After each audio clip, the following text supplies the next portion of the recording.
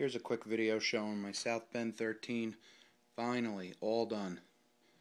Been working on this thing since June, and it was a lot of work, and it took a lot of time, and I won't be doing this again soon.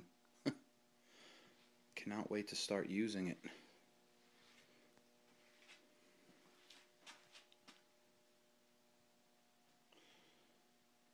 I gotta take pictures and all that good stuff.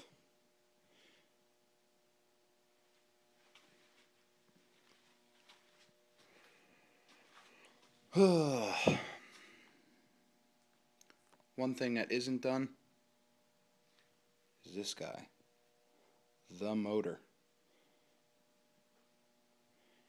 After the holidays, I have the electrician coming in to run the power, so I have a little bit of time, but that's about it. Just wanted to show you what it looks like.